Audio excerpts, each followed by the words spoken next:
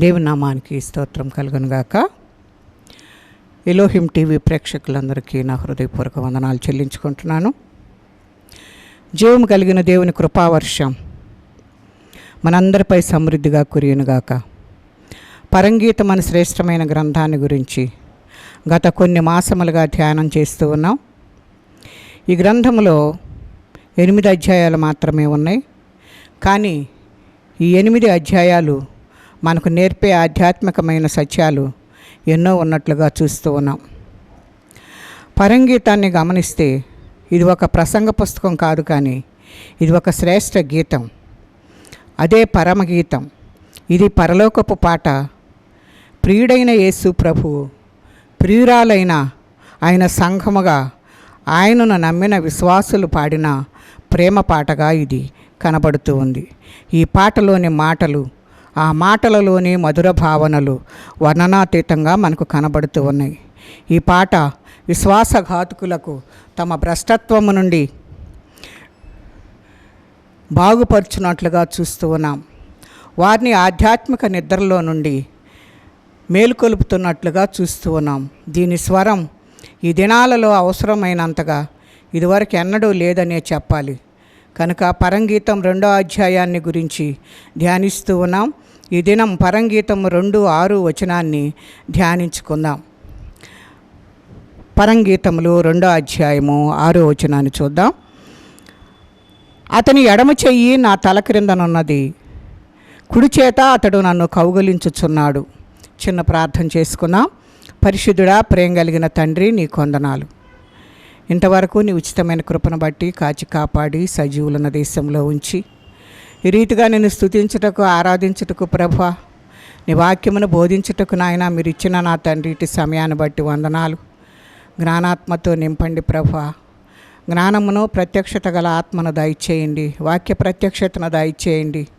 వివరించుటకు కావలసిన కృపను మీరు విడుదల చేయండి ప్రభువా. నీకు వందనాలు. మీరు కార్యములు చేయండి నాయన. అనేకులు తండ్రి నాయన వాక్యము ద్వారా పట్టబడుటకు సహాయం చేయండి అయ్యా. నా మాటలు కాదు కానీ ప్రభువా, మీ జీవము కలిగిన మాటలను ప్రభువా వినిపింప చేయమని వేడుకుంటున్నాము తండ్రి. అయ్యా, వాక్యము మీదైనది, వినువారు నీ బిడ్డలై ఉన్నారు కనుక నాయన మీరు జ్ఞాపకం చేసుకొని అటు వారితో మీరు మాట్లాడి ప్రభువా నాయన అయ్యా నా తండ్రి వాక్యమును అనుసరించి నడుచుకొనుటకు కావలసిన కృపను విడుదల చేసి నీ నామానికే మహిమ, ఘనత, ప్రభావములు పొందుకోమని యేసు పరిశుద్ధ నామమును అడిగి వేడుకుంటున్నాం తండ్రి. ఆమేన్. దేవుని నామానికి స్తోత్రం కలుగునుగాక. ఈ వాక్య భాగంలో అతని ఎడమ చెయ్యి నా తల క్రిందనున్నది, కుడి చేత అతడు నన్ను కౌగిలించుచున్నాడు అని వ్రాయబడి ఉన్నట్లుగా చూస్తూ ఉన్నాం. ఈ మాటలు షూలమ్మతి పలుకుతున్నట్లుగా చూస్తూ ఉన్నాం. షూలమ్మతి పెండ్లి కుమార్తె సంఘమునకు సూచనగా ఉందని మనం ఇంతకు ముందే ధ్యానం చేసుకున్నాం. అతని ఎడమ చెయ్యి నా తల క్రిందనున్నది, కుడి చేత అతడు నన్ను కౌగిలించుచున్నాడని ఈ వాక్య భాగంలోని అంతర్ధానం ఏంటో మనము తెలుసుకున్నాం. ప్రయాసపడి భారం మోసుకొనుచున్న సమస్త జనులారా నా యొద్దకు రండి, నేను మీకు విశ్రాంతిని కలుగుచేతును అని మత్తయి సువార్త 11వ అధ్యాయము 28వ వచనములో ఆ ప్రభువు పిలిచినప్పుడు కల్వరి శిలువకు మేకలతో కొట్టబడిన ఆయన చేతులను మనము జ్ఞాపకం చేసుకోవాలి. అప్పుడు ఆయన చేతులు చక్కగా ఉన్నాయి, కానీ వారు ఆయన పిలుపును అంగీకరించి తన యొద్దకు వచ్చినప్పుడు ఆ చేతులే వారిని కౌగిలించి ఉన్న కారణాన ఆ చేతుల గుండ్రని వలయాకారముగా వచ్చినట్లుగా మనం చూస్తూ ఉన్నాం. అతని ఎడమ చెయ్యి నా తల క్రింద ఉన్నది, కుడి చేత అతడు నన్ను కౌగలించుచున్నాడు. అనగా ప్రియుడైన యేసు ప్రభువు తన వారిని కౌగలించి ఆయనే వారికి చుట్టూ అగ్ని ప్రాకారముగా ఉంటాడని వాక్య భాగం యొక్క అర్థం. తప్పిపోయి తిరిగి వచ్చిన కుమారుని కౌగలించి ముద్దు పెట్టుకున్న తండ్రి వలె తన యొద్దకు తిరిగి వచ్చు పాపులను తాను కౌగలించి ముద్దాడి సంరక్షిస్తాడని ఈ వాక్య భాగం ద్వారా మనం తెలుసుకోవాలి. ఆయన ప్రేమ కౌగిటిలో ఉండువారు పాపము చేయుటకై తమ చేతులు చాపకుండునట్లు మరియు వెలుపల భక్తిహీనులు రాజదండము తన వారి మీదకి రాకుండునట్లు యెరూషలేము చుట్టూ పర్వతములున్నట్లు ఆయన తానే తన ప్రజల చుట్టూ ఉంటాడని అతని చేతులు స్వర్ణగోళముల వలె ఉన్నవి అని పరంగీతములు 5:14 వ్రాయబడి ఉన్న ప్రకారం స్వర్ణము లేక బంగారము అనేది దైవత్వాన్ని, దేవుని యొక్క అక్షతను మనకు సూచిస్తున్నట్లుగా చూస్తూ ఉన్నాం. ఆయన గుణలక్షణాలను ఆ బంగారము మనకు తెలియచేస్తున్నట్లుగా చూస్తూ ఉన్నాం. ఆయనకు మహిమను సూచిస్తున్నట్లుగా మనము చూస్తూ ఉన్నాం. కాబట్టి ప్రభువైన యేసుక్రీస్తు చేతులు దేవుని చేతులని, అవి దేవుని గుణలక్షణములతో, ఆయన మహిమా ప్రభావములతో నిండి ఉన్నాయి అని అర్థం చేసుకోవాలి.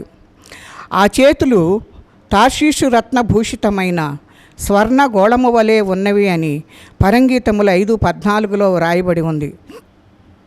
అనగా ఆయన చేతులు తర్షీషు దేశములో దొరుకు ప్రశస్త రత్నములతో అలంకరింపబడి ఉన్నాయి అని అర్థం చేసుకోవాలి.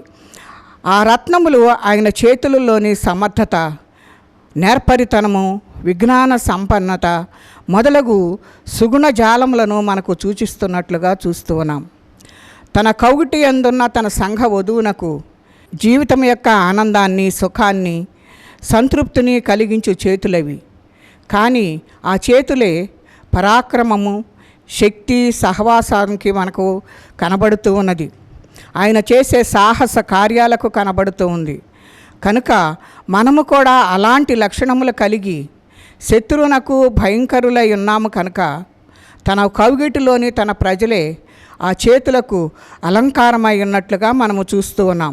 ఇటువంటి చేతులు సంఘాన్ని కౌగిలించి పొర్లి ప్రవహించినంత మట్టుకు ఆమెలో తన ప్రేమను కుమ్మరించి తన ముఖదర్శనముతో, తన సంపూర్ణ సంతోషముతో ఆమె హృదయాన్ని నింపివేసి శాశ్వత ఆనంద సంతృప్తి పరుచున్నాడు. కనుక ఉదయ నక్షత్రములు ఏకముగా కూడి పాడినప్పుడు దేవుని కుమారులు, దేవుని దూతలందరూ ఆనందించి జయధ్వనులు చేసినప్పుడు భూమికి మూలరాతిని వేసినవి ఆ ప్రభుని బలమైన హస్తములే అని మనము జ్ఞాపకం చేసుకోవాలి. ఆకాశ విశాలంలో తెరవలే విసిరి మరి ఆయన పరిచినట్లుగా మనం చూస్తూ ఉన్నాం.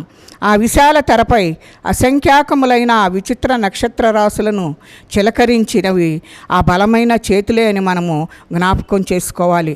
మట్టిని మానవునిగాను, ప్రక్కటెముకను స్త్రీనిగాను మార్చివేసినది నేర్పరితనం గల ఆ చేతులే అని మనము జ్ఞాపకం చేసుకోవాలి. ఆది దంపతులైన ఆదాము హవ్వలకు చర్మపు చొక్కాయలను చేయించి తొడిగించినది ఆ దయగల చేతులే అని మనము మరి జ్ఞాపకం చేసుకోవాలి. ఈ లోకములో ఆ ప్రియ రక్షకుడు శరీరధారిగా ఉన్నప్పుడు అనేకులను తాకి స్వస్థపరిచి వారిని రక్షించినవి ఆ చేతులేనని మనము జ్ఞాపకం చేసుకోవాలి. పామర శిష్యుల పాదాలను కడిగి ఆయన గుణలక్షణాలను మనకు తెలియచేసినట్లుగా మనము చూస్తున్నాము. కనుక ఆయన పాదాలు కడిగినవి కూడా ఆ సాత్వికమైన చేతులేనని మనము జ్ఞాపకం చేసుకోవాలి. ద్రోహి అయిన యోధా నోటికి రొట్టె ముక్కను అందించినది ఆ ప్రేమగల హస్తములే అని మనము జ్ఞాపకం చేసుకోవాలి. శత్రువు మరి చెవిని తెగనరికినప్పుడు బాగు చేసిన ఆ కృపగల హస్తంలే అని మనము జ్ఞాపకం చేసుకోవాలి. సిలువకు బంధించబడిన ఆ బలమైన హస్తములు, సిలువలో మేకులతో కొట్టబడిన ఆ రక్షణార్థమైన ఆయన హస్తములు ఈ నేటికి కూడా నీ వైపు చాపబడి ఉన్నట్లుగా మనము చూస్తూ ఉన్నాం.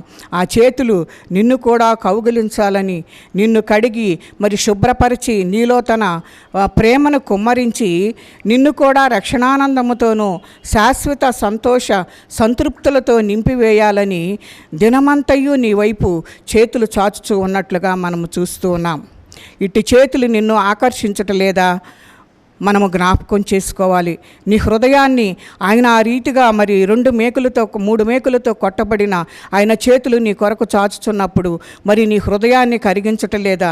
తప్పిపోయిన కుమారుని కౌగిలించిన ఆ చేతులు తప్పిపోయిన గొర్రెను కూడా కనుక్కొని తన భుజముల మీద వేసుకొని వచ్చి తన మందలో చేర్చిన ఆ చేతులు దొంగల వలన కొట్టబడిన, దోచబడిన, కొనప్రాణముతో విడువబడిన అతనిని తన గాయములలో నూనె పోసి ఆ గాయములను కట్టిన ఆ రక్షకుడు ఎవరు అని అంటే ఆ చేతులుగా మనకు కనబడుతున్నాయి. నిన్ను కూడా రక్షించుటకు నేటికి కూడా సిద్ధముగా ఉన్నట్లుగా మనము చూస్తూ ఉన్నాం. కాబట్టి ఏదైనా నీ పాపం విషయమై పశ్చాత్తాపడి ఆ ప్రియ రక్షకుని ప్రేమ కౌగిలిలోనికి పరిగెత్తుకు రమ్మని ప్రేమతో మనవి చేస్తూ ఉన్నారు. కనుక అప్పుడు నీవు కూడా ఆయన ఎడమ చెయ్యి నా తల క్రింద ఉన్నది, కుడి చేత ఆయన నన్ను కౌగిలించుచున్నాడని సాక్ష్యం ఇవ్వగలవని మరి ఆ జగద్రక్షకుడైన యేసు అలాగే కౌగిలించును. కనుక నీవు ఆయన కౌగిలిలోకి రావాలని ఆయన కోరుకుంటున్నాడు. యోధా నోటికి రొట్టె అందించినప్పుడు నేను పొరపాటు చేస్తున్నానని గనుక మరి తను దేవుని సన్నిధిలో ఒప్పుకున్నట్లయితే మరి ఆయనను తన చేతులతో కౌగిలించుకునేవాడుగా మరి సరిపోయేది. కానీ మరి అతను అలా చేయలేదు కనుక బయటికి వెళ్ళిపోయినట్లుగా మనము చూస్తూ ఉన్నాం. శిష్యులు పాదాలను కడుగుతున్నప్పుడు పేతురు అంటున్నాడు కదా, అయ్యా మరి నా పాదాలు కడుగుటకు నేను అర్హుణ్ణి కాదంటే మరి నేను నీ పాదాలు కడగకపోతే మరి నువ్వు ఈ బలలో పాల్గొనటానికి వీల్లేదు అని అన్నప్పుడు, నాకు మరి నిలువెల్లా కడగమని అన్నప్పుడు స్నానం చేసిన వానికి మరి పాదాలు మాత్రం కడిగితే చాలు అని చెప్పేసి మరి దేవుడు అక్కడ పేతురుతోటి మాట్లాడుతూ ఉంటాడు. కనుక మనల్ని అందరినీ ఆదరించే చేతులు ఆయనవే. ఎటువంటి పాపినైనా ప్రేమతో మరి చేర్చుకునే దేవుడు ఆయన మనకు కనబడుతూ ఉన్నాడు. ఆ రొట్టె ఇస్తూ ఉన్నప్పుడు నన్ను అప్పగించేవాడు ఇతడేనని యేసయ్యకు తెలిసినా కూడా మరి తనకు రొట్టెనివ్వటానికి ఆయన ఇష్టపడ్డాడు. ఇంకా తెలుసుకుని మరి ఆయనతోటి సహవాసం చేయటానికి ఇష్టపడతాడేమో అనుకున్నాడు. కానీ తనే మరి దూరం అయిపోయి బయటకు వెళ్ళినట్లుగా మనము చూస్తూ ఉన్నాం. కనుక సిలువలో మేకులతో మరి కొట్టబడిన యేసయ్య చేతులను మనము చూస్తూ ఉన్నట్లయితే ఇవన్నీ సృజించినది ఆయనగానే మనకు కనబడుతూ ఉన్నాడు.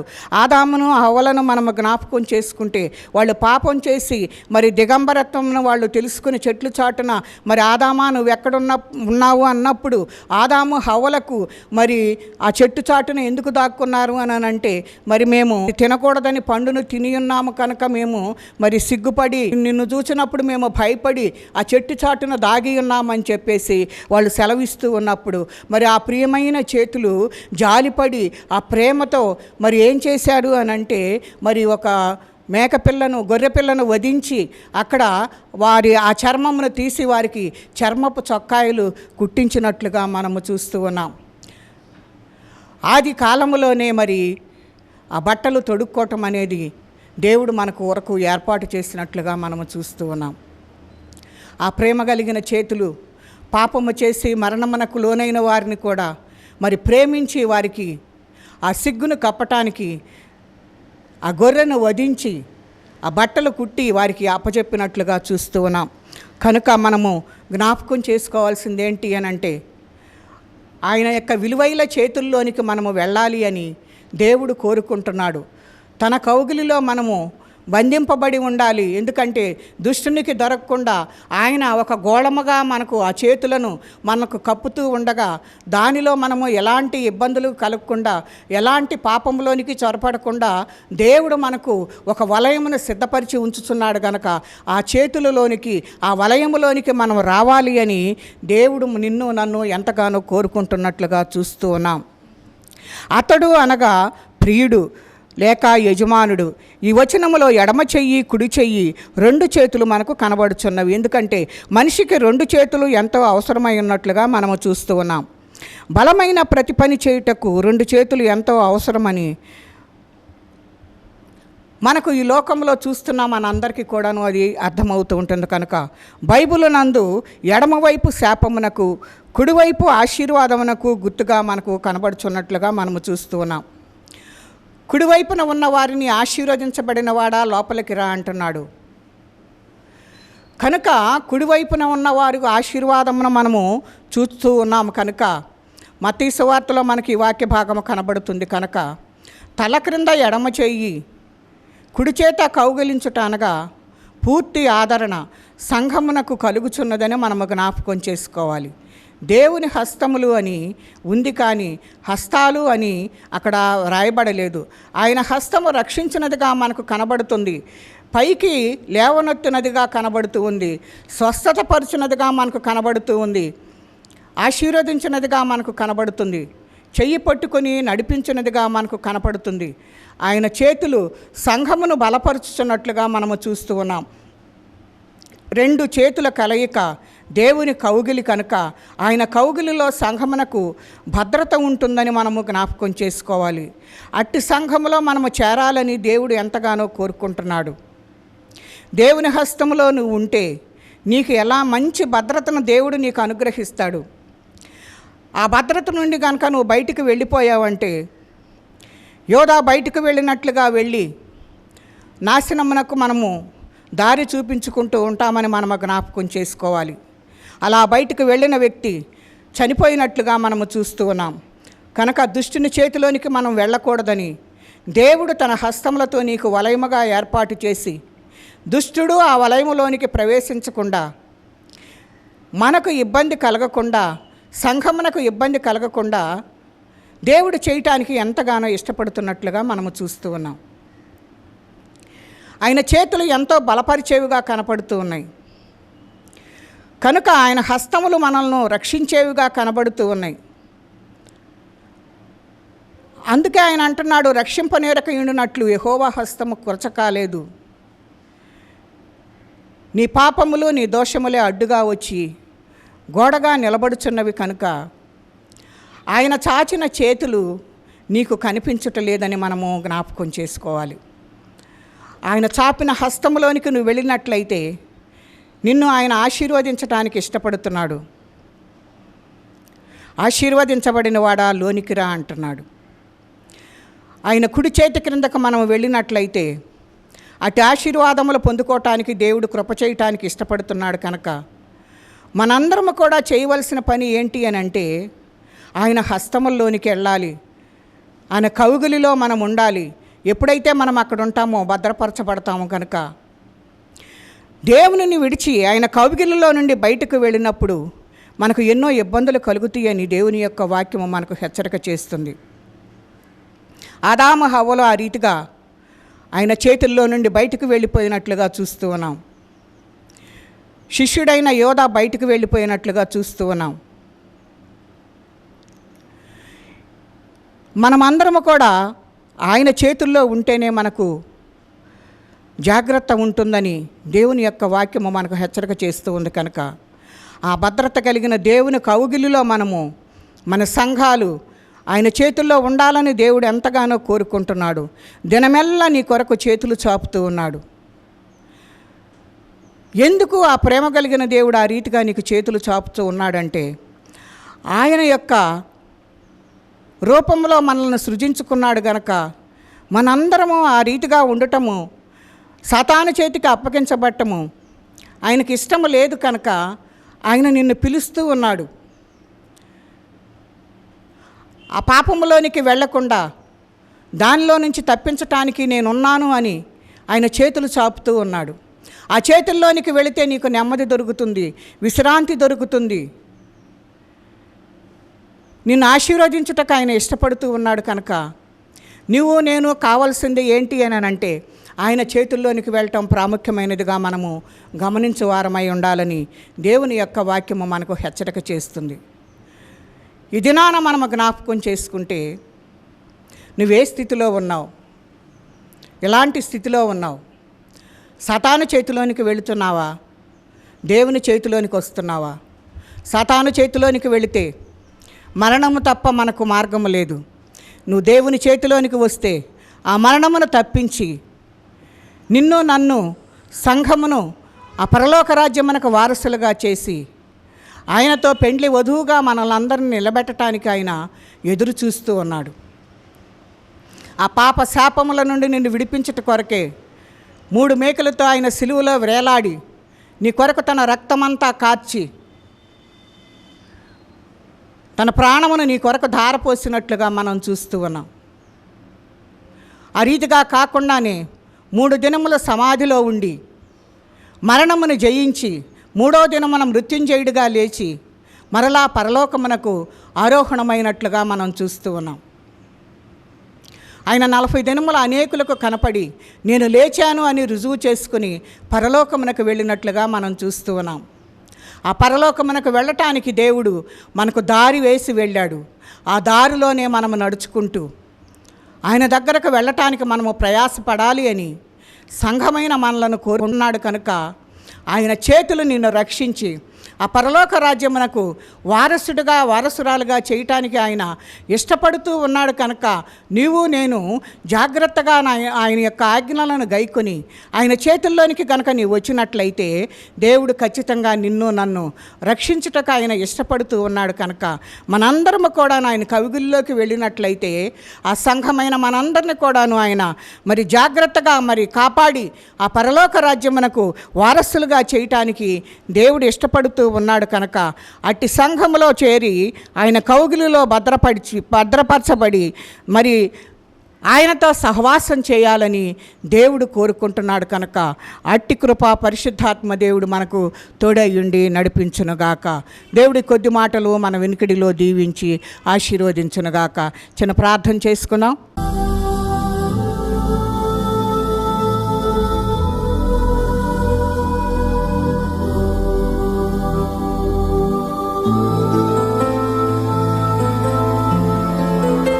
పరిశుద్ధుడా, ప్రేమ కలిగిన తండ్రి, నీ కొందనాలు.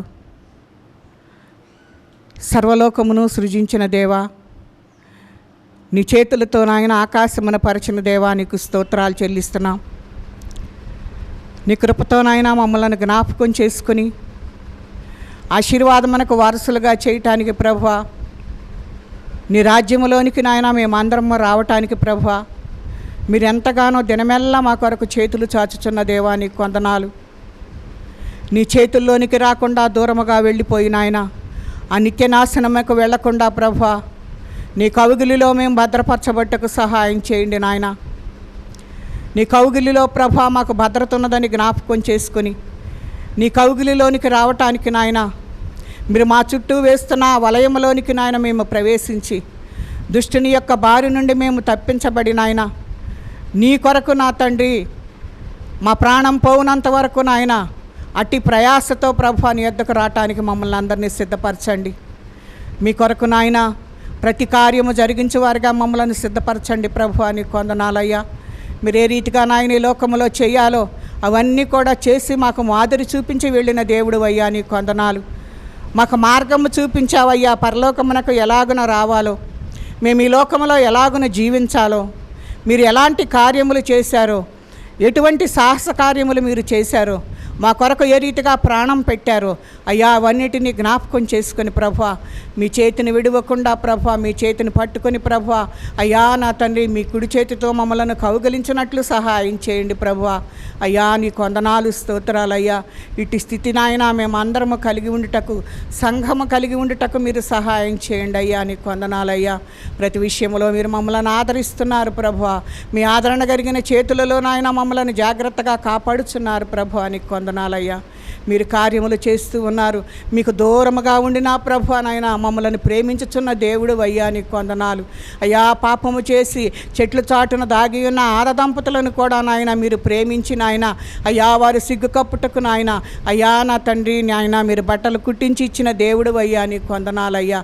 ఆ చర్మ పాలన చేసిన దేవుడు అయ్యా, నీకు వందనాలయ్యా. నువ్వు ఎంత కనికరమ కలిగిన దేవుడు అయ్యా. మేము పాపం చేశామని మమ్మల్ని శిక్షించక నాయన ప్రేమతో నీ చేతులతో నాయన మమ్మల్ని ఆహ్వానిస్తున్నావు. అట్టి ప్రేమ కౌగిలిలోనికి ప్రభువా మేమందరము వచ్చినట్లు సహాయం చేసి నీ నామానికే మహిమ ఘనత ప్రభావములు పొందుకోమని యేసు పరిశుద్ధ నామమును అడిగి వేడుకుంటున్నాము తండ్రి. ఆమేన్.